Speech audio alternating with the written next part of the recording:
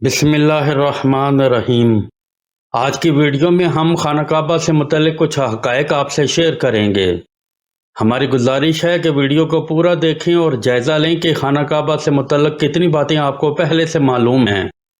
خانہ کعبہ کے اجزاء کی تعداد 13 ہیں، جو یہ ہیں: حجر اسود، باب کعبہ، حجر اسماعیل جسے حتیم بھی کہا جاتا ہے، میزاب رحمت، ملتزم، غلاف کعبہ، رکن حجر اسود، رکن یمانی، رکن شامی، رکن عراقی، مقام ابراہیم، شازروان، بھورے رنگ کے سنگ مرمر کی پٹی جو طواف شروع کرنے والوں کی رہنمائی کرتی تھی، لیکن اب اسے ختم کر دیا گیا ہے اور اس کی جگہ طواف شروع کرنے والوں کی رہنمائی کے لیے رکن حجر اسود کے کنارے پر غلاف کعبہ کے اوپر سنہری رنگ کے اوپر کے 5 ڈیزائن بنا دیے گئے ہیں، جبکہ حجر اسود کے بالکل سامنے مسجد حرام کی دیوار پر سبز لائٹ بھی لگا دی گئی ہے۔ خانہ کعبہ کو ہم نے ہمیشہ کالے رنگ کے غلاف میں دیکھا ہے، جس کے گرد سونے کے دھاگوں سے قرآنی آیات لکھی ہوئی ہیں۔ ہمیں اس رنگ کی ایسی عادت ہو چکی ہے کہ ہم غلاف کعبہ کو کسی اور رنگ میں تصور بھی نہیں کر سکتے۔ کالے رنگ کے غلاف کعبہ کی یہ روایت بنو عباس کے دور سے چلی آ رہی ہے، جن کے گھروں کا رنگ بھی کالا ہوتا تھا، لیکن اس سے قبل خانہ کعبہ پر تقریباً 9 رنگ کے غلاف چڑھائے گئے تھے۔ اسلام کی آمد سے پہلے خانہ کعبہ میں قریش مکہ نے بہت سے بت جمع کر رکھے تھے، جن کی عرب قبائل پوجا کرتے تھے۔ فتح مکہ کے وقت خانہ کعبہ کے اندر اور اس کے ارد گرد 360 بت رکھے ہوئے تھے، جو آسمانی جسموں، فرشتوں، جنوں، قریش کے آباء و اجداد اور دیگر دیوتاؤں کی نمائندگی کرتے تھے۔ سب سے نمایاں بت حبل، لات، منات، العزیٰ، اصاف اور نائلہ تھے۔ سن 8 ہجری میں فتح مکہ کے بعد جب نبی کریم صلی اللہ علیہ وآلہ وسلم خانہ کعبہ میں داخل ہوئے تو اس کے اندر بت دیکھے۔ آپ صلی اللہ علیہ وآلہ وسلم نے خانہ کعبہ کو تمام بتوں سے پاک کیا اور اسے آب زمزم سے غسل دیا۔ خانہ کعبہ کے شمالی جانب ایک نصف دائرے کی شکل کا احاطہ ہے، جس کے گرد دیوار بنی ہوئی ہے جو کعبہ کے ایک طرف پھیلی ہوئی ہے۔ یہ احاطہ حتیم کہلاتا ہے۔ حتیم اصل میں خانہ کعبہ کا ہی حصہ ہے۔ حتیم کو حجر اسماعیل کے نام سے بھی یاد کیا جاتا ہے، جس کا مطلب ہے اسماعیل کا احاطہ۔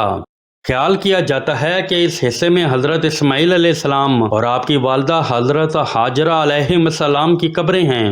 خانہ کعبہ کے اس حصے میں کوئی بھی فرض نماز ادا نہیں کی جاتی اور دوران طواف کعبہ کے ساتھ اس حصے کو بھی شامل کیا جاتا ہے۔ حرمین شریفین کے امور کے محقق محی الدین الہاشمی نے بتایا کہ حجر اسماعیل یا حتیم بیت اللہ کا حصہ ہے۔ اس کے اندر سے طواف کے لیے گزرنا درست عمل نہیں، بلکہ اس کے پیچھے سے طواف کرنا چاہیے، کیونکہ یہ اصل میں خانہ کعبہ کا ہی حصہ ہے۔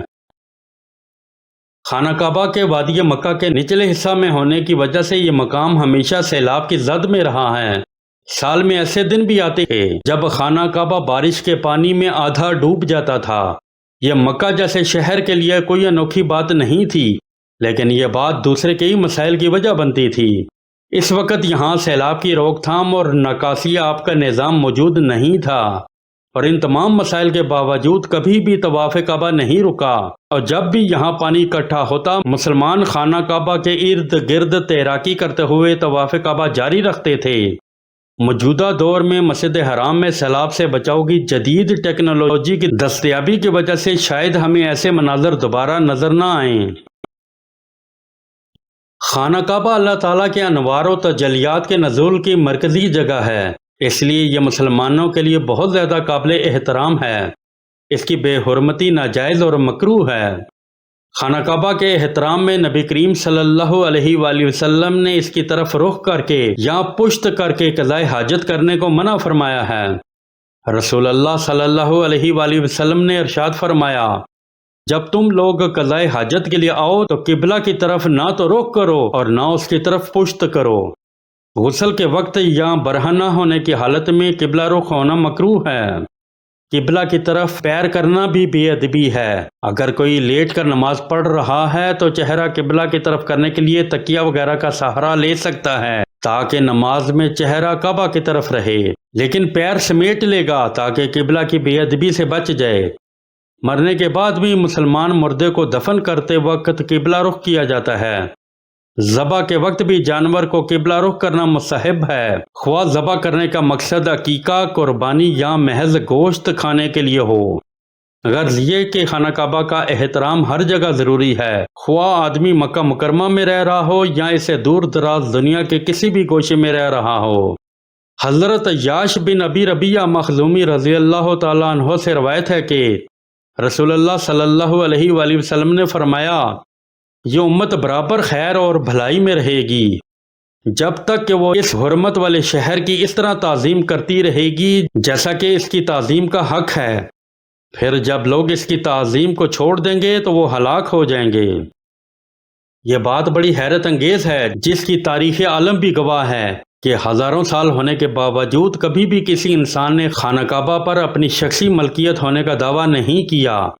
یہ ایک ایسا انمول شرف ہے جو دنیا کی کسی بھی عبادت گاہ کو حاصل نہیں ہوا، جبکہ بیت المقدس ایک ایسی عبادت گاہ ہے کہ کئی دعوے دار ہونے کی وجہ سے اسے کئی بار کافر جنگجوؤں نے ویران اور نجس کیا، اور وہاں کے بسنے والوں کو متعدد بار غلام بننا پڑا، اور کئی بار وہاں قتل عام بھی ہوا جو آج بھی شدت سے جاری ہے۔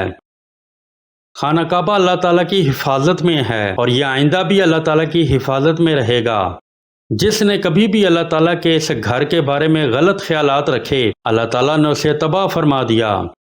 رسول اللہ صلی اللہ علیہ وآلہ وسلم کی ولادت باسعادت سے پہلے یمن کا بادشاہ ابرہہ اپنی 60,000 مسلح فوج اور ہاتھیوں کا لشکر لے کر خانہ کعبہ کو ڈھانے کے ارادے سے مکہ کی وادیوں میں داخل ہوا، تو اللہ تعالیٰ نے اپنے گھر کی حفاظت کی خاطر کسی انسانی فوج کا سہارا نہیں لیا، بلکہ ابابیلوں جیسے چھوٹے سے نازک اندام پرندوں کے ذریعے ان ہاتھیوں پر کنکریاں برسا کر ان افواج کو تہس نہس کر دیا۔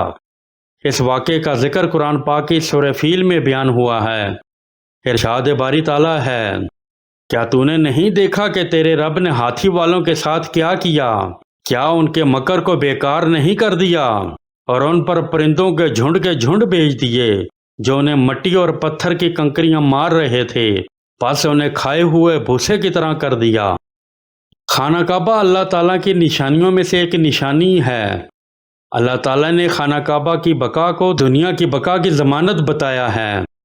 جب تک خانہ کعبہ قائم ہے دنیا باقی ہے، اور اگر اسے کوئی نقصان پہنچایا گیا تو دنیا تباہ اور برباد ہو جائے گی اور قیامت برپا ہو جائے گی۔ سورہ مائدہ میں ارشاد باری تعالیٰ ہے، اللہ نے لوگوں کے قیام کے واسطے کعبہ کو حرمت والا گھر بنایا۔ اللہ تعالیٰ نے اس گھر کی عظمت سے اسلام اور مسلمانوں کی عظمت کو مربوط کر رکھا ہے۔ لوگوں کا وجود اور بقا اس لیے قائم ہے کہ لوگ اس کے گھر کا حج اور عمرہ اور طواف کے ذریعے حق ادا کرتے رہیں۔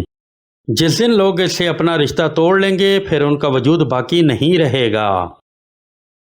ماضی میں خانہ کعبہ ہفتے میں 2 مرتبہ عام عوام کے لیے کھلا ہوتا تھا اور کوئی بھی خانہ کعبہ کے اندر داخل ہو کر عبادت کر سکتا تھا، لیکن موجودہ زمانے میں زائرین کی تعداد زیادہ ہونے اور دیگر دوسری کئی وجوہات کی وجہ سے خانہ کعبہ کو اب سال میں صرف 2 مرتبہ کھولا جاتا ہے، اور اس میں صرف اعلیٰ شخصیات اور خاص مہمان ہی داخل ہو سکتے ہیں۔ ہمیں امید ہے کہ آج کی ویڈیو آپ کو پسند آئی ہوگی۔ ویڈیو کو لائک اور شیئر کریں اور کمنٹ سیکشن میں اپنی رائے کا اظہار ضرور کیجیے گا۔ نئے آنے والے دوستوں سے گزارش ہے کہ ہمارے چینل کو سبسکرائب کرنا نہ بھولیے گا تاکہ آپ کو اس طرح کی مزید اچھی اور معلوماتی ویڈیوز بر وقت ملتی رہیں۔ اگلی ویڈیو تک اللہ حافظ۔ اللہ تعالیٰ آپ کا حامی و ناصر ہو۔